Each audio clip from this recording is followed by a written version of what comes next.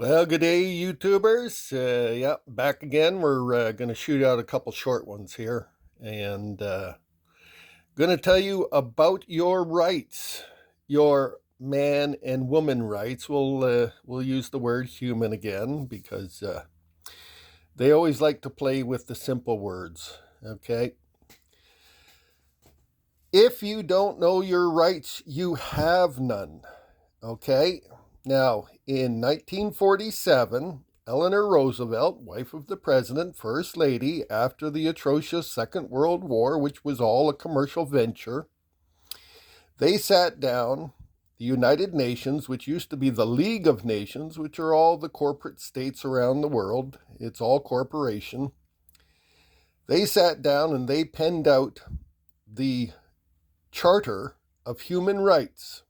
So if you wanted to sit at the table of thieves in New York and do international business and rob the men and women, the people of the world, of their resources, okay, you had to respect their human rights while the theft is going on. So they enumerated 30 of the basic human rights that can't be violated. So we'll start off with number 1. Innate freedom and equality. All human beings are born free and equal in dignity and rights. They are endowed with reason and conscience and should act towards each other in a spirit of brotherhood. Tell that to the cops. Tell that to the cops. They have their brotherhood, the Blue Line Gang, and that's where their allegiance is, and only. And then we're going to go to number 4. These are the ones that I consider essential. Ban on slavery. Okay, now we got the simplified version here. We are all born free and equal. We are born free. We all have our own thoughts and ideas.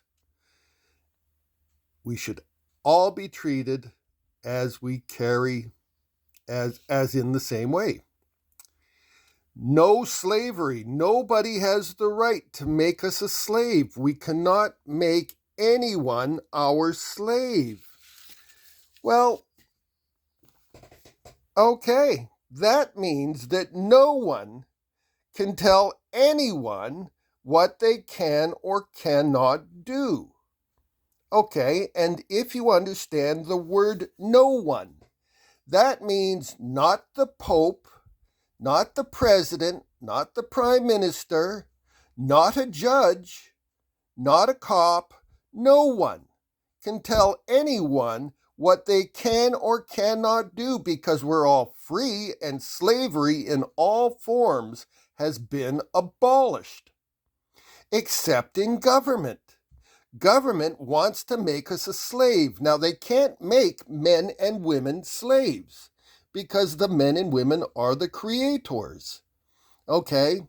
And just like little Pinocchio, the little wooden boy made of paper people, all the governments want to control us with paper, and they want to be a real boy, but they can't stop lying and the nose keeps growing. So, we have our rights. And with those, after that, the essential ones are equality before the law. So, if we're not slaves, how can the police and with me, commercial vehicle safety, DOT, how can they tell you what you can and cannot do? How can they bind you to a contract?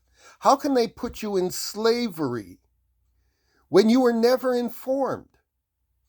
A contract must be a meeting of the minds. All material terms of the contract must be known. You can't hide terms in the contract. Okay, that's fraud. Now, the right to be presumed innocent. Okay, everything we do, if we do in good faith and honor, okay, we have caused no harm. There are three principal rules in common law. You cannot injure your fellow man, you cannot cause him loss, and you can't wrong him in a contract by using fraud and deceit. Well, that's all the government does. Fraud and deceit. That's all the police do. They enforce the fraud and deceit. Okay? Right to freedom of movement. Okay?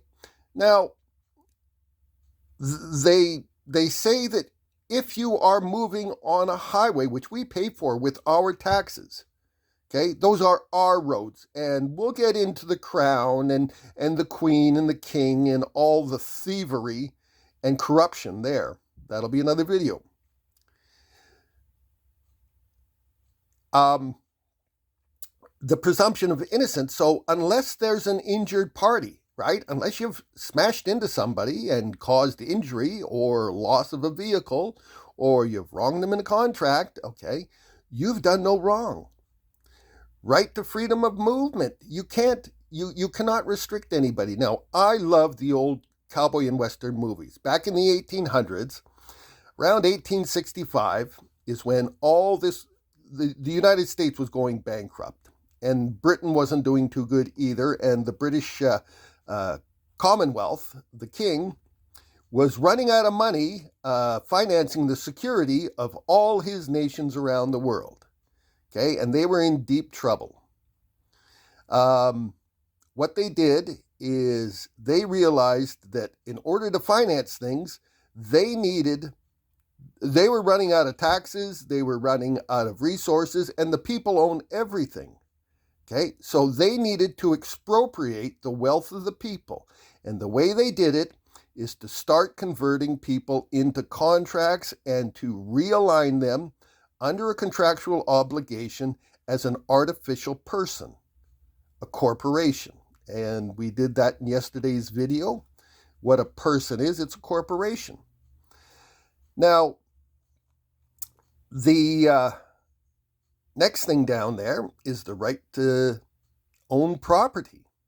Okay, well, that goes back to biblical times, right? It's in the Ten Commandments, okay? The right to own property means thou shalt not steal somebody else's stuff, okay? And the right to take part in government, okay? The government wants you to take part in their scheme, their con. They want you to be an employee, a citizen, a person, so that they can control you. Now, look at all these rights. Rights. All these rights. Okay? Now, a right has both a positive and negative position. If you have a right to do something in the positive, you also have a right not to do something in the negative. Okay?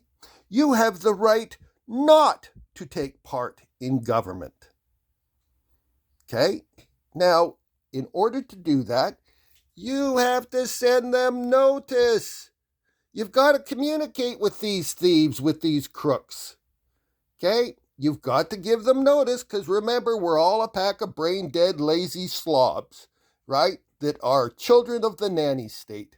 And they want us to just accept everything. Now, protest. Yes, we're going to march and protest. March and protest. Well, that's the dumbest thing you can do when you don't know what the word means. So we're going to move over to what protest is. Now, this is the Law and Equity Act of British Columbia, but I can assure you, just because this corporate government codified it, okay, this is common law. This applies in every common law province and state throughout North America, if not the world, anywhere in the British Empire.